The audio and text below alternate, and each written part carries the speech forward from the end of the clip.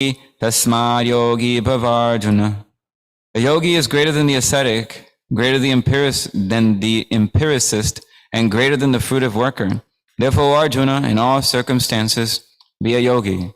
This text, next text, 47, is worth remembering. Yoginam api sarveshang gatena antaratmana shradabham bhajate yo mam sameyuktattamo matah. And of all yogis, he who always abides in me with great faith, worshipping me in transcendental loving service, is most intimately united with me in yoga, and is the highest of all. Now, we'll be starting chapter 7, and I guess I didn't really count when it ends, but I assume 5. We'll end on text 6, right? Shri Bhagavan Uvacha Maya Saktamanah Partha Yogam Yujanmat Atshayah Asamshayam Samagram Mam Yatagyasasi Tatrinu. Now hear, O son of Pritha Arjuna, how by practicing yoga in full consciousness of me, with mind attached to me, you can know me in full, free from doubt. Text 2. Jnanam tehang savijnanam idam bhakshamyavsheshatah yat gyatva neta bhuyo nyaj gyatavyam avasishyate. I shall now declare unto you in full this knowledge, both phenomenal and noumenal, by knowing which there shall remain nothing further to be known. Text 3. It's also worth remembering. Manushanang sahasreshu kaschid yatati siddhaye yadatam api siddhanam kaschimam betatvatah. Out of many thousands among men, one may endeavor for perfection, and of those who have achieved perfection, hardly one knows me in truth. These next couple verses are also very famous. Bhumirapanalavayuh kammanobhudi evacha ahankara iti yang me bhina prakriti ashtadha. Earth, water, fire, air, ether, mind, intelligence, and false ego, altogether these 8 comprise my separate and material energies. 6.5. Apare yang itastvanyam prakritim vidhi me param jiva bhutam mahabhaho yayedam dharyate jagat. Besides this inferior nature, O mighty armed Arjuna, there is a superior energy of mind, which are all living entities who are struggling with material nature and are sustaining the universe. In today's last text, text 6, Etaryonini bhutani sarvani tyupadharaya aham kritsnasya jagata prabhava pralayastata. And of all that is material and all that is spiritual in this world, know for certain that I am both its origin and dissolution. So we'll turn back to text 42 of the 6th chapter, Bhagavad-Gita, Dhyan Yoga. Krishna says, or he who takes his birth in a family of transcendentalists, who are surely great in wisdom, verily, or he takes his birth in a family of transcendentalists, who are surely great in wisdom, verily such a birth is rare in this world. Purport. Birth in a family of yogis or transcendentalists. Those with great wisdom is praised herein, because the child born in such a family receives spiritual impetus from the very beginning of his life. It is especially the case of the Acharya or Goswami's families. Such families are very learned and devoted by tradition and training, and thus they become spiritual masters. In India, there are many such Acharya families, but they now have degenerated due to the insufficient education and training. By the grace of the Lord, there are still families that foster transcendental generations after generation. It is certainly very fortunate to take birth in such families. Fortunately, both our spiritual master, Om Vishnupada, Shri Srimad Bhaktisiddhanta Saraswati Goswami Maharaj, and our humble self had the opportunity to take birth in such families. By the grace of the Lord, and both of us were trained in the devotional service of the Lord from the very beginning of our lives. Later on, we met by the order of the transcendental system. I'll read the next text also. On taking such a birth, he again revives the divine consciousness of his previous life, and he tries to make further progress in order to achieve complete success, O son of Kuru. O King Purport. King Bharata, who took this third birth in the family of a good Brahmana, is an example of a good birth for the revival of previous transcendental consciousness. King Bharata was the emperor of the world, and since his time, this planet is known among the demigods as Bharatvarsha. Formerly it was known as Ilavartavarsha. The emperor at an early age retired for spiritual perfection but failed to achieve success. In his next life, he took birth in a family of a good Brahmana and was known as Jadabhara because he always remained secluded. He did not talk to anyone. And later on, he was discovered as the greatest transcendentalist by King Rahugana. From his life, it is understood that transcendental endeavors or the practice of yoga never go in vain. By the grace of the Lord, the transcendentalist gets repeated opportunities for complete perfection in Krishna consciousness. Let's read again the next verse also. They're all connected. So, by virtue of the divine consciousness of his previous life, he automatically becomes attracted to the yogic principles, even without seeking them. Such an inquisitive transcendentalist, striving for yoga, stands always above the ritualistic principles of the scriptures.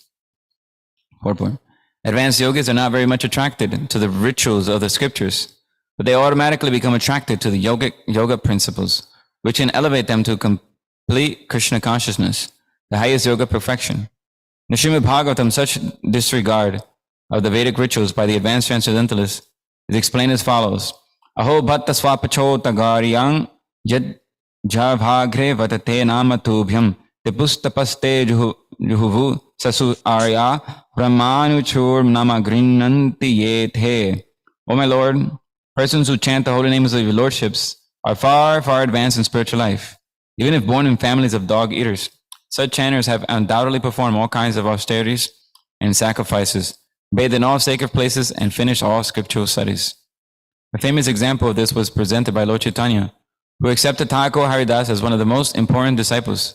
Though Thakur Haridas happened to take his birth in a Muslim family, he was elevated to the post of Namacharya by Lord Chaitanya due to his rigidly attended principle of chanting Hare Krishna. Well, I think I skipped something. Chanting 300,000 holy names of the Lord daily. Hare Krishna, Krishna Krishna, Hare Hare, Hare Rama, Rama Rama, Hare Hare. And because he chanted the holy name of the Lord constantly, it is understood that in his previous life he must have passed through all the ritualistic methods of the Vedas known as Shabda Brahman. Unless therefore one is purified, one cannot take to the principle of Krishna consciousness, nor become engaged in chanting the holy name of the Lord, Hare Krishna.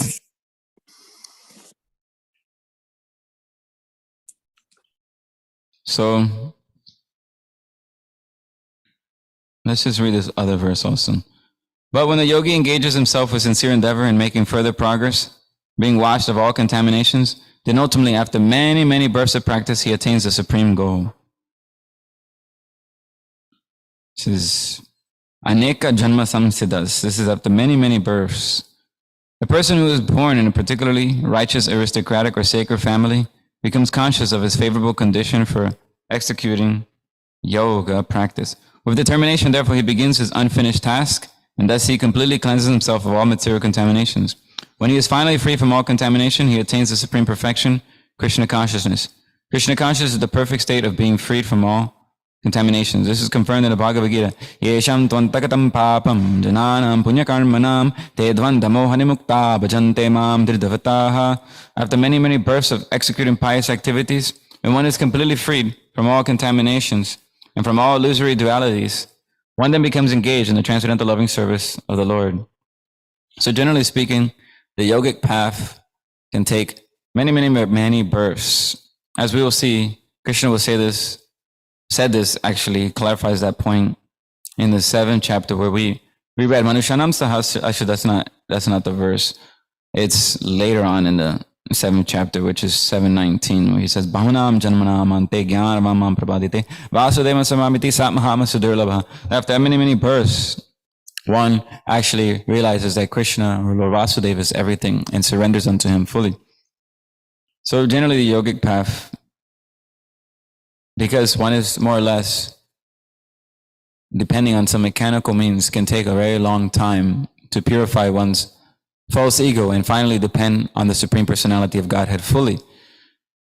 some point, everyone has to depend fully on the Supreme Personality of God. But if one has not realized that and he's attached to his own strength or his own ability, then he can take the treacherous path, which really, you're just purifying yourself with this false ego till you ultimately realize that actually, I'm fully dependent in every regard on Krishna, and therefore, let me depend on him fully and serve him.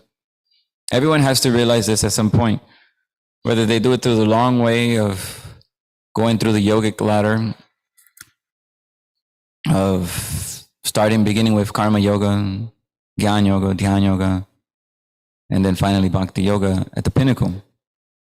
But I wanted to speak a little bit about, since we just finished chapter 3, 4, 5, 6. These are where the Bhagavad-Gita officially begins. Chapter 2 is summary of the whole Bhagavad-Gita, but then Krishna starts breaking down different aspects of yoga, karma yoga. And I was thinking about this because generally we think karma yoga means what? You're just linking your actions or your fruits and you're offering it to Krishna. You're attached, you may be attached to some duty or some particular activity in this world that you do according to the scriptures as a Kshatriya, Vaishya, Shudra, or Brahmana. But now you know, okay, this duty is ultimately given to me by Krishna, so I'm going to work for Krishna and do it for him. And if you can't do that, at least offer the fruits to Krishna. And that's okay. Then that's some kind of level of karma yoga.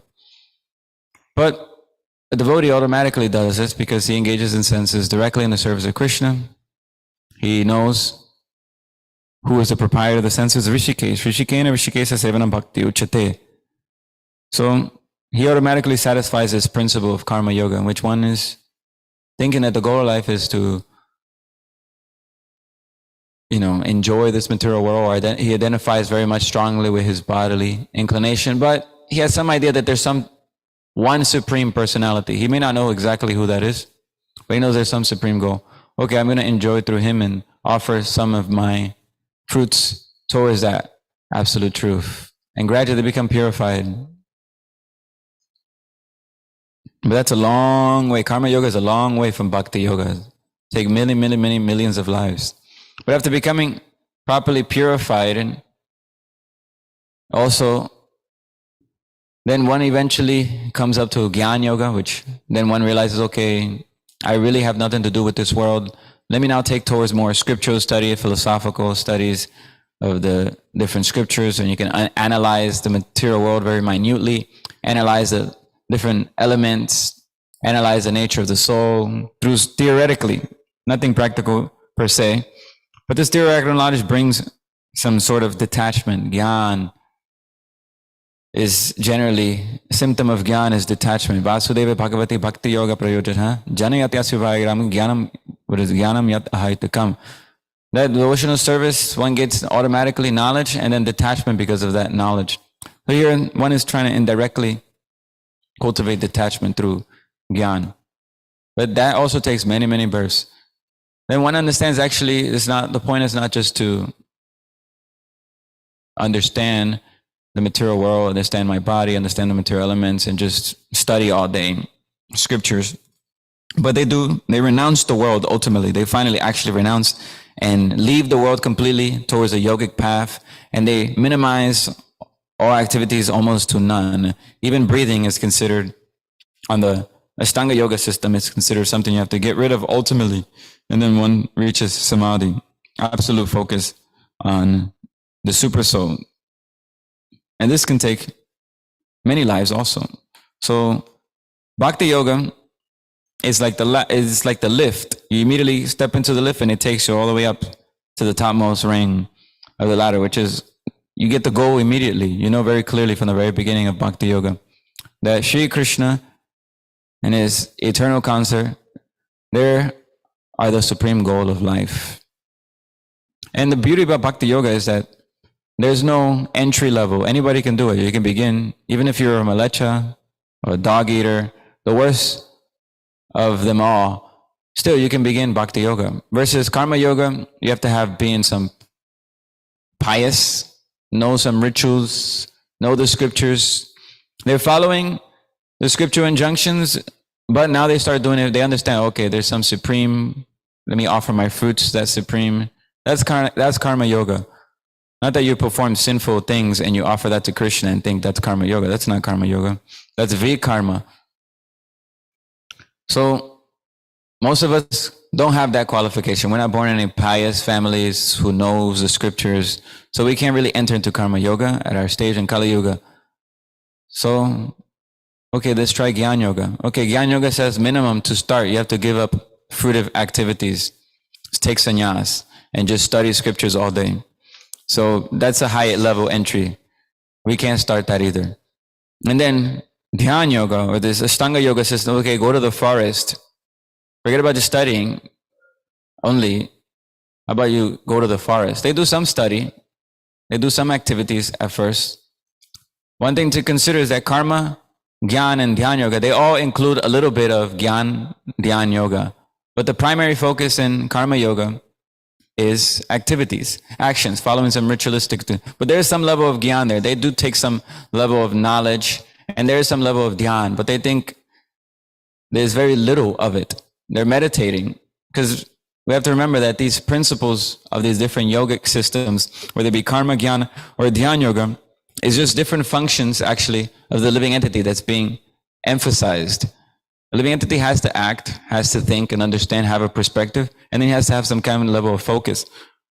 That's all part of the living entity's features or qualities. And the different yogic system just emphasizes that more. So in Karma Yogic path, they're mostly focused on activities, engaging the senses and the fruits of work in Krishna's service. And one thing, that's all there is, and just wants to enjoy this material world at the same time, then he remains on that path. But when he gives that up and says, okay, it's time to study, time to think and understand the nature of reality very thoroughly and scientifically, he's more of a Gyan yogi. Then one renounces completely all sense gratification, all activities, and intense tapasya, and to the point that he even gives up breathing so that he can focus fully on Krishna and the super soul. Then he's more of a Dhyan yogi. But Bhakti yogi, he automatically does these principles, because immediately from Bhakti yoga, you're engaged in working the senses for Krishna, learning about Krishna through the scriptures, and thinking of Krishna's pastimes, holy names, paraphernalia like this. So you satisfy all three principles within all yogas from the very beginning. And in fact, when you perfect Bhakti yoga, then you're the perfect karma yogi, because you perfectly use your senses in Krishna's service. You're perfectly renounced. You're the perfect Gyan yogi because you understand the conclusions of the scriptures, which is ultimately Sri Krishna is the ultimate samam bonam, and we are his part and parcels. So you're engaged in that aspect also.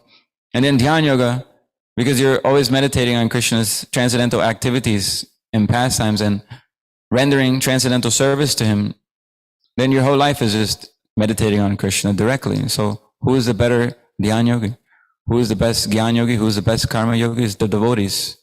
And they do that immediately from day one. They start learning these things.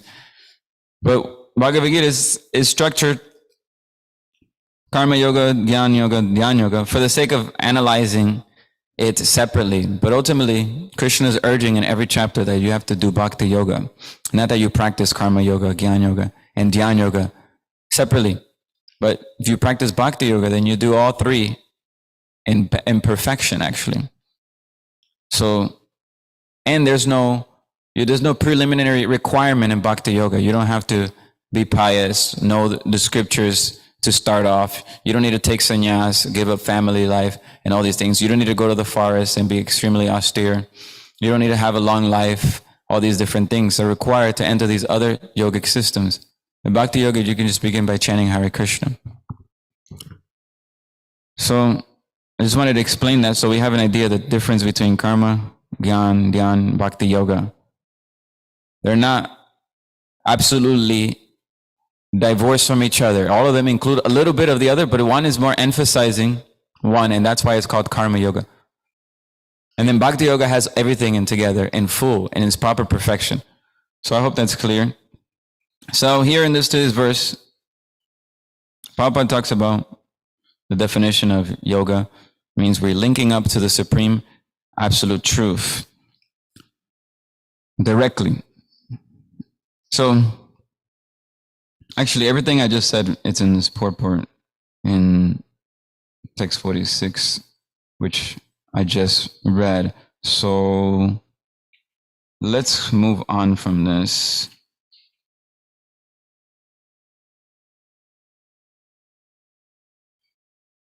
We'll go back, actually, because I wanted to speak on these other verses that we read initially. So we'll go back to text 42. So, if one takes birth in a devotee family, just like we see many people in our movement who have who are married and they have children and they raise them in Krishna conscious, they're not ordinary souls. Those children who take birth in devotee family, or those who are interested in spiritual life. This is after many years of enjoyment, many years of practice, then one can take such a high birth, in which one immediately from day one has association of devotees. And Prabhupada gives the example of himself and a spiritual master. We know about Prabhupada in Lilamrita. It's described that Prabhupada from a young age, his father engaged him in worshipping Radha Krishna. He had Jagannath. He did a procession, a Rath Yatra procession when he was 8 or 9 years old, and took out the Jagannath deities.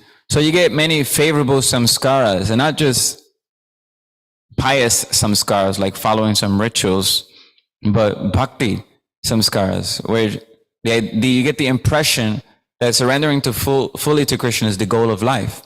And if it's a very favorable impression, one never forgets that, and that always keeps calling one back despite whatever circumstance one may find oneself in. He remembers those deep impressions in his mind from a young age. Even if one seemingly externally forgets or gets entangled, still, those thoughts keep coming up again and again, that actually the goal of life is to surrender fully to Krishna. He got that impression at a very young age. Then it's very favorable. And we see this with many people who maybe have taken birth in devotee family and maybe went to Maya for a little bit because they got bewildered, or a lot of times they come back with full gusto. They realize, actually, I was trained properly as a young child, but I took advantage. I didn't take advantage of my opportunity. And they take it up more seriously. But then Prabhupada is giving an example of ones these are like ideal. These are like trained. These Acharya families, they're like, they become sannyasis when they're like very young and all these things, because they're born there particularly just to continue their spiritual life. An example is given of Bharat Maharaj when he's born as Jada Bharat in the next purport. Because Jada Bharat, although he took birth in a pious Brahmana family, he wasn't interested in the rituals, because the point of the rituals is to actually purify one enough. As we mentioned, one goes through the different path. He goes to karma when he's still attached to this world, so he's engaging in this world in a way that's purifying. And then he gives up attachment to this world more and more, and he focuses more deeply on study. Not what he wasn't studying before, but now in Jnana Yoga, he's studying more intensely. He's reducing his activities to this world. And then as he becomes more faithful on the process, he actually can completely renounce the world and focus on his yogic path, and that's Dhyana Yoga. So one who's already on the Dhyana Yoga or the yogic path, who has that level of renunciation, he doesn't need to go through these preliminary rituals. He doesn't need to engage with the world in a way that's purifying him. He can immediately just take to the yogic path, immediately take to Krishna conscious. And therefore, we see, as was stated, that if one is actually chanting Hare Krishna with faith and determination, immediately we can see that he must have had performed all these different rituals that are described in the Vedas, bathed in all the sacred places, perform austerities, because he has spontaneous attraction towards surrendering fully to Krishna. Then it must be evidence that he must have done all these things already. Or another place that says it's as good as he did all those things already, because that's the whole purpose of doing all those things, is to actually come gradually to the platform of pure devotional service. But if one is already interested in pure devotional service, it's as good as he did all those things. He doesn't need to go through the ritualistic route. He doesn't need to, try to meditate and understand in an impersonal way and become detached in an impersonal way. No, he automatically, by Krishna's grace, gets that and more. He achieves the ultimate goal, which is to develop our relationship with God, with the Supreme Personality of Godhead. So the example is given of Thakur Haridas Thakur, who was born in a Mohammedan family or Muslim family, they were generally considered very, muchi or like dirty. They followed bad habits by their habits. They were very dirty. They ate meat, generally speaking, or, they engage in many low or classes forms of ritualistic rituals or principles through their religion. And they didn't follow any sort of high-level cleanliness as the Brahmanas did. So they were considered not very clean. So Haridas Thakur was born in such a family. So they were, but still, by his actions, we saw that he was not dependent on all these external factors, because he was fully absorbed in chanting the holy names of Krishna 300,000 times a day, rounds, 300,000 names, actually, 300,000 names, yeah. That's about 192 rounds of japa mala beads. Anybody here ready to chant 192 rounds every day? No, just one day. You try it one day at least. 192 rounds in one day. Anybody ready to try at least once? Yeah. Even 64 rounds, I've done a few times, and it's like, it's quite, you can't do anything else. You gotta just chant. Which is nice.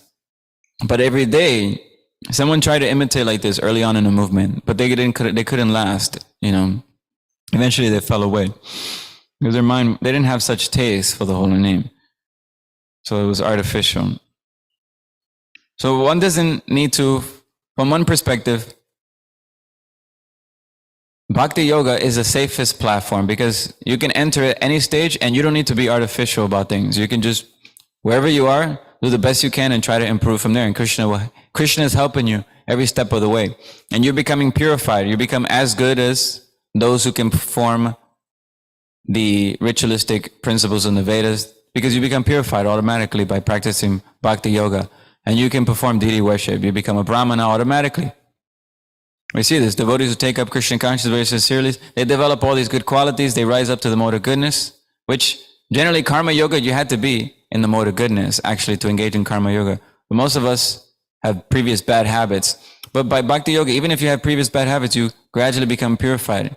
And therefore, you develop good habits of cleanliness. Therefore, you're able to perform be on that level that the traditional Karma Yogis had to be on. But more importantly, you're the perfect Karma Yogi, because you understand directly it's Krishna who we're supposed to serve.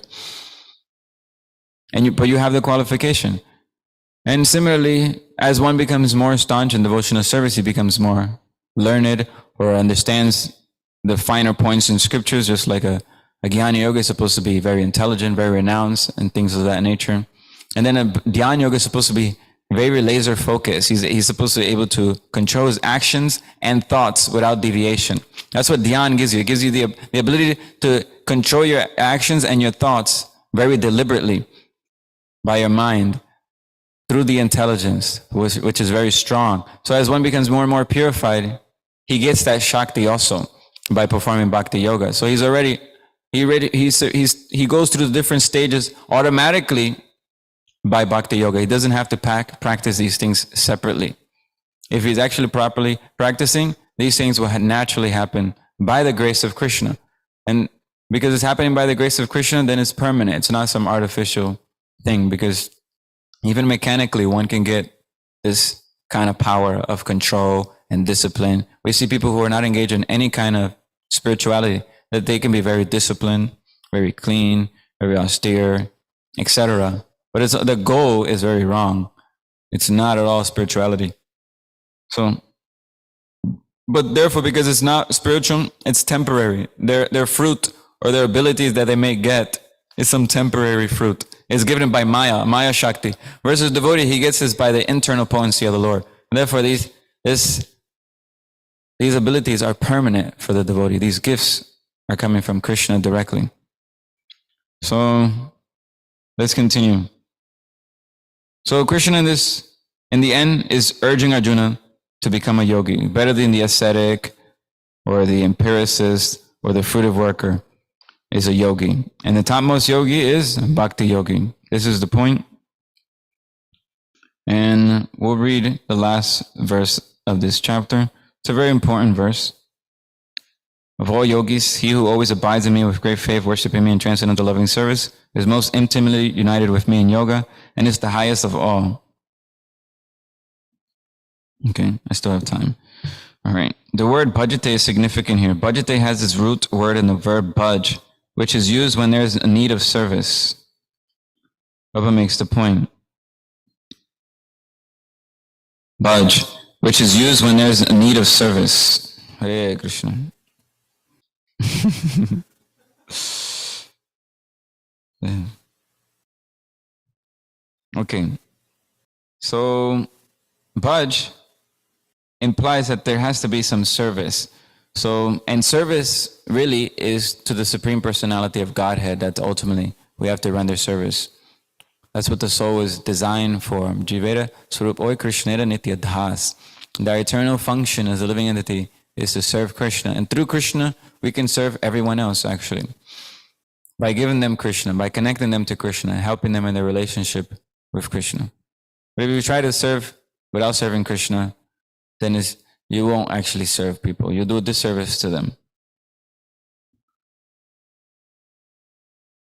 The English word worship cannot be used in the same sense as bhaja. Worship means to adore or to show respect or honor to the worthy one. For service with love and faith is especially meant for the Supreme Personality of Godhead. One can avoid worshipping a respectable man or a demigod and may be called discourteous, but one cannot avoid serving the Supreme Lord without being thoroughly condemned. This is nice. Without being thoroughly condemned. Meaning, if we don't serve Krishna, then we're forced to serve the illusory energy. And the illusory energy is just going to take us for a ride because the modes of material nature are always competing against each other. And one moment we can be in, in the mode of goodness, but then the next moment we can be in tamagun, we can be in animal life and completely degrade. So we don't know. It's a very dangerous place. Padam padam vipadam natesham. Every step there's danger in this material world. Not just danger physically, but danger by association. The longer we're here, the more likely we're associated with people who will derail our consciousness. So we have to be cautious in the material world. Always be very cautious while we're here. Even if we're in devotee association or we've come to the path of Krishna conscious, a devotee is always very cautious in the material world because he knows that if he takes the wrong association, he can be deviated from the path of Krishna consciousness and then be thoroughly condemned, actually. Of course, we just read that after many years of practice, one takes a birth in a devotee's family. But it's not. This is a general principle. There's always exceptions to this. If one commits offenses, if one, becomes attached to a deer like Bharat Maharaj. So many things can happen. So it's always uncertain. Or if one rejects devotees, or starts blaspheming devotees after so many practice, all these can inhibit one's practice. But the general principle, if one just falls down without making offenses, without becoming attached to the, then yeah, perhaps he takes birth in a devotee's family. So we should always be cautious in this material world, or else if we lose the chance that we get in the human form of life to serve Krishna, then we're thoroughly condemned. Because it's not a choice. It's either service to Krishna or serve Krishna through the illusory energy. But our nature is to serve. We're subordinate. We're dependent. We're not independent living entities. There's only one person who's independent. Who's that? Krishna. Everyone else is dependent. That's the difference between God and us. He's absolutely independent. We're always dependent. So either we're going to be dependent on him, who's the absolute independent person, or we're going to be dependent on other people who think they're independent, but they're actually dependent on the laws of nature. So therefore, by following them, we also become dependent on the laws of material nature, directly or indirectly. So let's not follow blind people, because that'll just lead us to a ditch.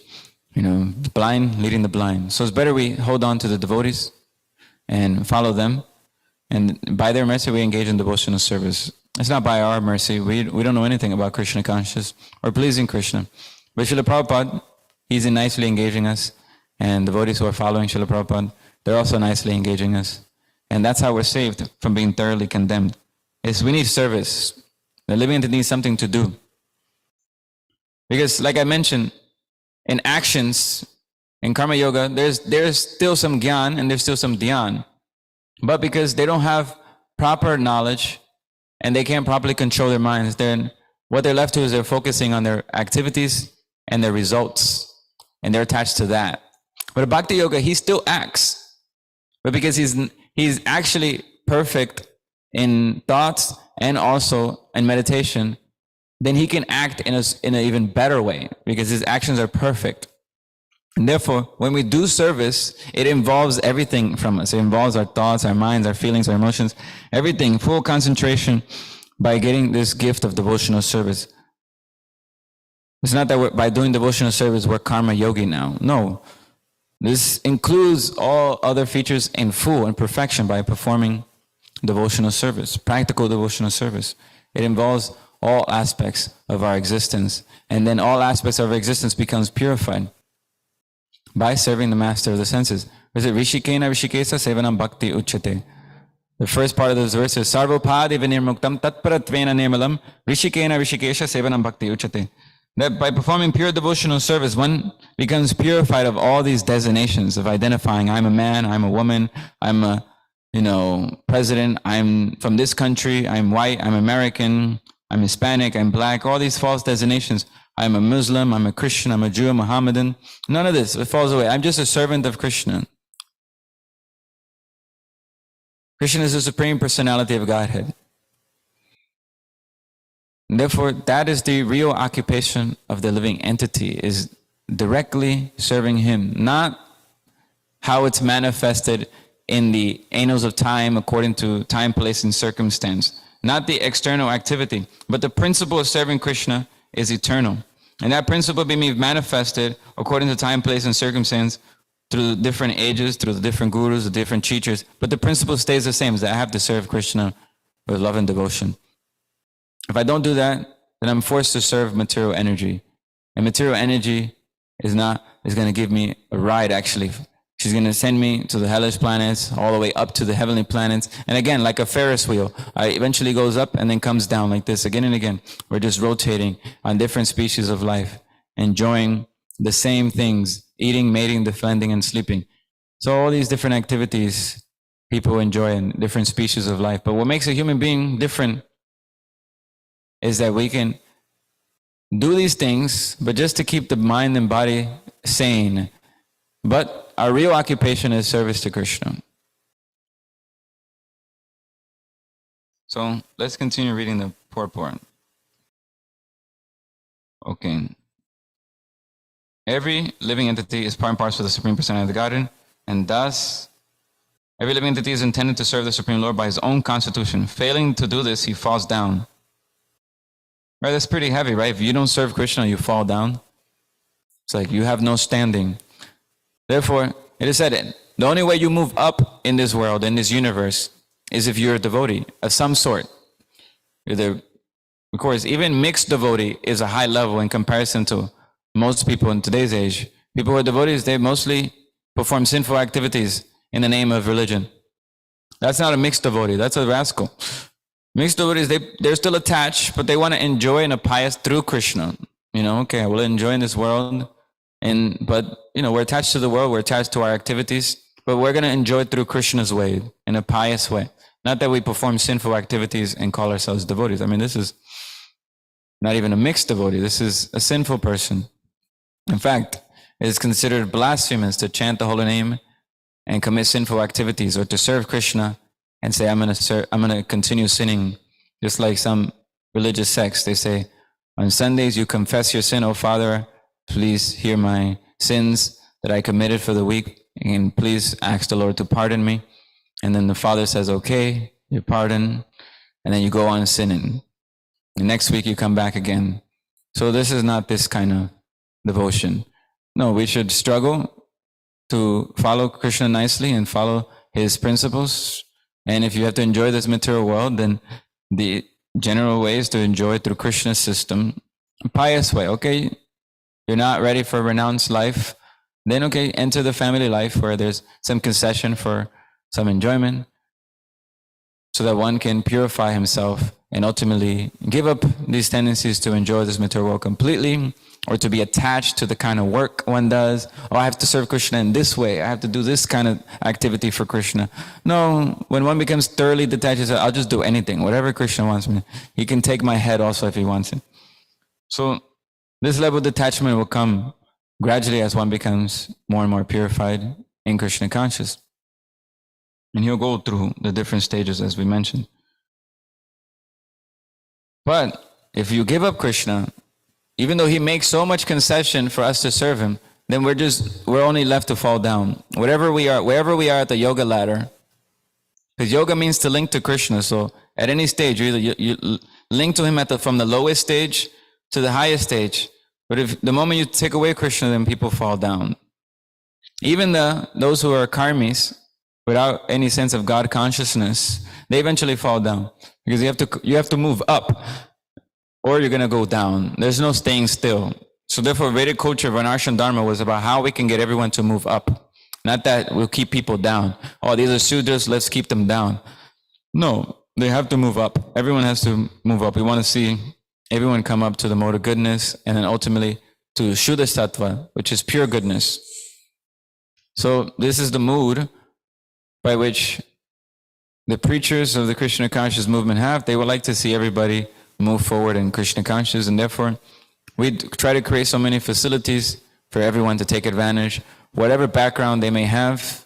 And as long as they're moving forward and they're progressing in their Krishna conscious, we're satisfied. As long as they're not envious and they're willing to cooperate with the authority structure that's here, then we're satisfied. So this is the point of the Krishna conscious movement. Prabhupada created the perfect society. It's not that it has no imperfections, but perfect that it will fulfill its goal if you want it to. If there's so many faults, but the purpose, it will fulfill if you want it to. So many faults will always be there, mistakes will be there, so many, etc. We may get disturbed sometimes, but still you can achieve perfection through the Krishna conscious movement if you want it. So I'll end there for any quick questions or comments. Sorry that I went a little bit over time. Yeah, can I speak? Can you hear me all right? Can you hear? Okay. My voice is a little weak, but I'll try my best. Prabhupada was saying that if you don't serve Krishna, you're thoroughly condemned. And this is also stated by Srila Narottam Das Thakur in one of his songs. He says, Hari Hari Bifale Janama Goinainu Manusha Janama Paya Radha Krishna Nabhajiya Janiya Shunya Bisha Kainu. O Lord Hari, I have spent my life uselessly, having obtained a human birth, and having not worshipped Radha and Krishna. I have knowingly drunk poison. Thank you.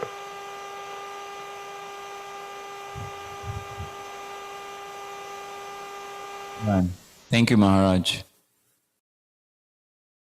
So, yeah, even the great acharyas like Maharaj mentioned, Narottam Das Thakur, they still, even though being very exalted, feel like they wasted their life actually. Because any second that we waste not in devotional service, for a devotee it feels like complete waste. Like, so we should have this mood, intense mood. Seems like we're drinking poison actually. When we knowingly do not do something for Krishna, or we knowingly do something sinful, it feels like we're drinking poison. So, okay. So any other? You have something, Mother Reina?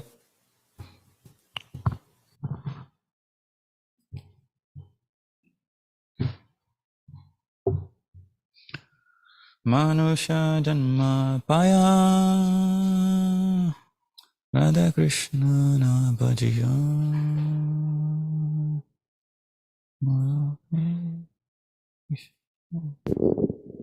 Hare Krishna. I have some comments and a question. Okay, we'll entertain the question because we have not a lot of time. Okay, how do we become steady in our practice? I don't know how to better word that, but I just find that some days are easier than others. And so how can we find steadiness? Yeah, this question can be answered in many different ways, but ultimately we have to endeavor to become steady, and Krishna helps those who help themselves. There's different ways by which we can exercise our endeavor. We can endeavor to understand the scriptures thoroughly. Are we endeavoring in that area enough? Are we endeavoring to, whatever service we do have, we should endeavor to try to do it nicely. That's also what we can endeavor. Endeavor to reduce the amount of selfish activities we may do throughout the day, or selfish thoughts that we may think. So different ways we can endeavor.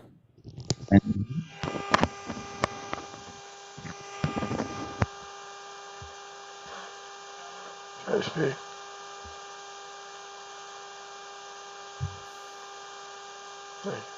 I'd like to make a comment on that question.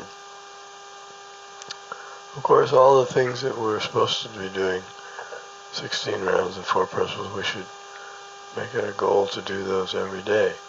And then beyond that, we should try to become regulated. Have certain times we get up in the morning, because we know why we're getting up in the morning. If we don't know the importance of getting up at a certain time, then we should study. Take some extra time. Take as long as it takes. Study the books. And then I understand, now I understand why I should get up. It's fixed in my mind now. So then we start doing that. And when it's fixed in the mind with transcendental knowledge backing it, it becomes so much easier to do everything. If we just do things only because we're supposed to, we don't know why, well, a deeper reason, it's good, and chanting will take us there anyway. But if we also back it up with good understanding, and we're hearing very carefully in classes, praying to Krishna, then it makes it easier to be regulated even on a day where I don't feel like doing certain things, because my body and my mind, everything, I'm regulated to do it. So it's almost like it happens. They say a habit is second nature. So a habit is second nature, that's the point. Become habituated to do certain good things, and then it'll be easier even when you don't feel like doing it, you'll be able to do it because it's habit. Thank you. Thank you, Maharaj. So, there's also, to add with Maharaj, there's also, because I'm only bringing this up because we just read this chapter. So in text 25 and 26 talks about Shanai Upa Ramed Buddhyadriti Grihitaya. Gradually, step by step, with full conviction, one should become situated in trance by means of intelligence, and thus the mind should be fixed on the self alone and should think of nothing else. So you have to be realistic also. If you're realistic about the process, that will give you patience and determination. If you're unrealistic, you'll blow yourself out. You'll unnecessarily discourage yourself. But you have to be faithful that one day you can do it by Krishna's grace, not by your own grace. We're not yogis in the sense of the traditional sense, where we're by our own efforts and mystic power or strength that we'll do things. We apply our efforts, but we're no ever confused thinking that it's by my efforts. We know that I fully need God's grace. So if you're convinced in that, then you'll depend more and more on Him, and at the same time, increase your efforts with faith that He will help you. So I hope that adds to the whole question, and you can also read this verse and these verses again. There's different things, but it will come with time. There's also the time factor involved. It's not going to happen overnight for none of us, mostly. So, Hare Krishna. Thank you very much. Srimad Bhagavad-Gita ki jai. Srila Prabhupada ki jai. All glories to some devotees.